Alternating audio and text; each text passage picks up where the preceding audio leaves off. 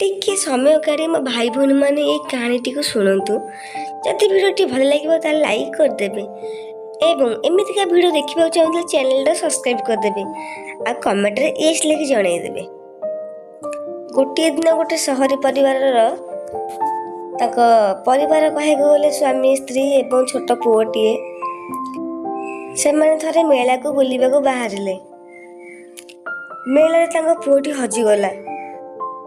से स्वामी स्त्री दी जन बहुत खोजाखोजी कला न मिलबार पुओ सेठू सूचना केन्द्र को गले। सूचना केन्द्र में खबर देले। प्राय सेठू 1 घंटा पर पुलिस भाई माने पुओटी को आनिकी हाथ में देले। एही 1 घंटा भितर पुओटीर माँ मुंड को बाड़े बाड़े कांदु थाए आ चेता शून्य हो जाउ थाए। से शेष अवस्था हो जाई थाए।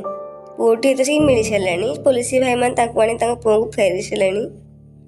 पुओटी पाइला परे माँ अति खुशी माँ हो जाए।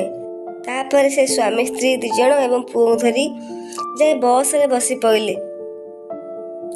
स्वामी का मन बहुत दुख थाए। स्त्री जनक स्वामी को मन देखी पचारे कहीं बस रे कौन पे आसी बसी पड़े तुम। स्वामी मन दुखरे उत्तर देले, तुम्हें 1 घंटा तुम पुओ को न पाइबार तुम्हें केते कष्ट पाइल। थे भाविल आम आसिक 10 वर्ष है आम से गाँ सहर रोचे गाँ छाड़ी। मो माँ 10 वर्ष मत देखी ना गाँव केते कष्ट पाई। माँ बापा को आज्ञा केबे कष्ट दिंतुनि। जदि पारु टिके खुशी रखु। माँ बापा जब किसी कर चाहूँ ताले एबे ही करतु। बंची अवस्था ही करतु। सब उठेला बेले नुआ आज्ञा। वीडियो भल लगी तो सब्सक्राइब कर चैनल को लाइक करदे। जय जगन्नाथ।